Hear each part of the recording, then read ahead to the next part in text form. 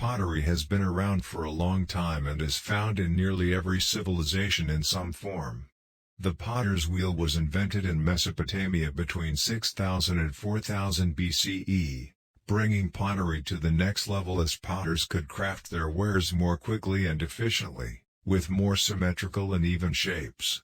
Evidence of ancient pottery is found on 6 of the 7 continents from virtually every civilization.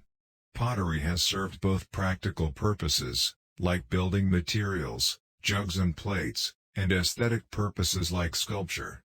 Know your clay, earthenware, stoneware and kaolin. The most common kind of clay is earthenware, which may have minerals, small bits of rock or sand in it. It has been transported by moving water and is found far from its source, so it picks up minerals and impurities before it settles in a riverbed. This clay melts at a lower temperature and is usually white or gray after firing. Stoneware is a durable and harder clay that fires at a slightly higher temperature than earthenware and has natural colors that range from gray or tan to dark brown.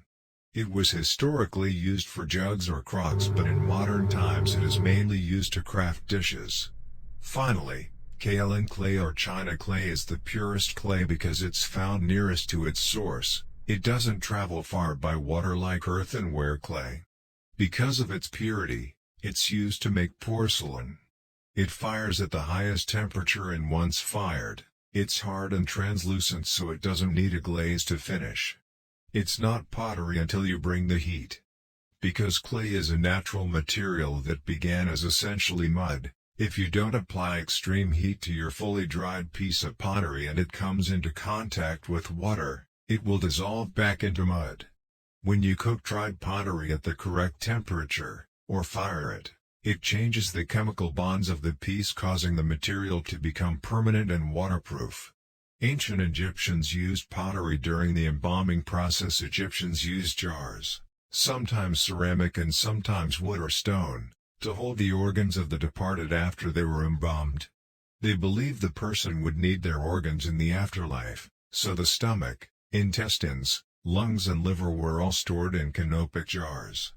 Frequently these jars were blue or green glazed porcelain and were decorated with the gods Anubis or the 4 sons of Horus. Traditional Japanese pottery takes up to a week to fire. For thousands of years traditional Japanese clay art has been fired in chambered wood kilns called anagama one-chambered kiln or noborigama multi-chambered kiln.